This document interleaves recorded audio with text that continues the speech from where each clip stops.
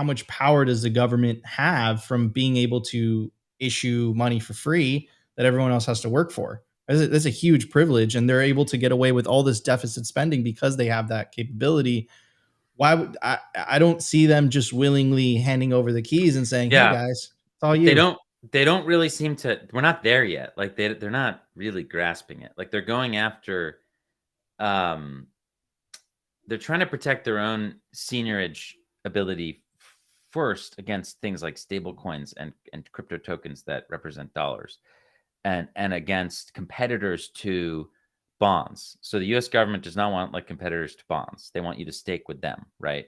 So all these other these crypto staking services, and they want you to use their dollars, the ones that they completely control, not these other dollars, right? So what you're seeing right now is the U.S. government start to fight back a little against like people who are creating alternative staking and dollar services. We have not seen like a full-throated like, hey, we're worried that Bitcoin is going to like take away dollar market share from global users thinking about what do I save in or what do I transact in. And to be fair, they'd be correct in assessing that that's not quite happening yet. But they're not even. I don't see that really here.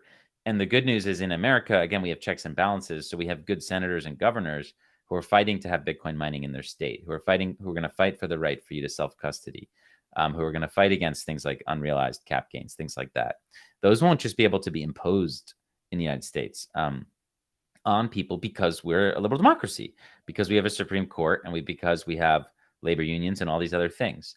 And the longer it goes that they don't attack like Bitcoin self-custody and Bitcoin mining in this way, the stronger we get. And the more unpopular it will be, again, in a democracy, there's voting, the more unpopular it will be to go after Bitcoin, and the more likely you'll be to lose your seat if you're anti-Bitcoin. Like I really firmly believe that one of the reasons liberal democracy works so well with Bitcoin is like, I think 6 to 8 years from now, it'll be political suicide to be anti-Bitcoin.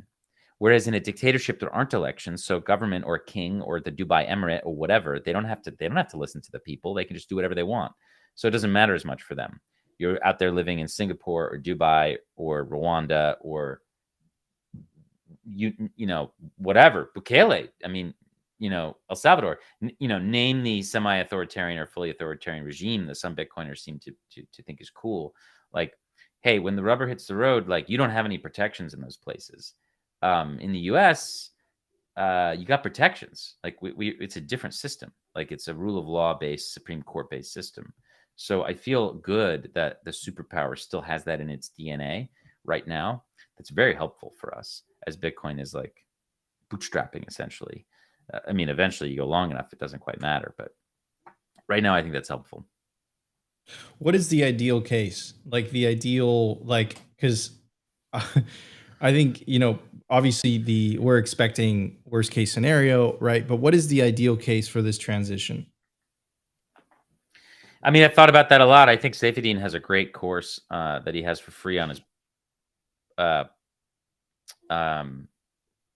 podcast about this. It's like the summary of his fiat standard kind of course. And I'd be hoping for like a gradual transition to a Bitcoin standard. I think a explosive, some sort of catastrophic explosive like thing would be really devastating, because basically what you're going to have is an unwinding of like the sovereign debt bubble. It's like $90 trillion.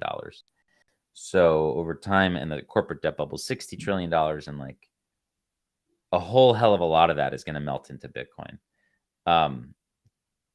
But also real estate, which is, in that ballpark, gold is 10 trillion. So you have all these asset classes that are over some amount of time, in my view, going to melt mostly into Bitcoin.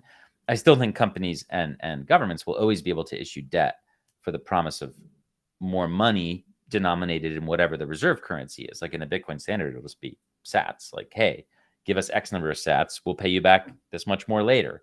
And there will have to be a big discount because people will be more fearful of lending. But I don't see corporate and national debt going away. I just think it's in a massive bubble. And as we transition over the next few decades towards a Bitcoin standard, I think those bubbles start to unwind.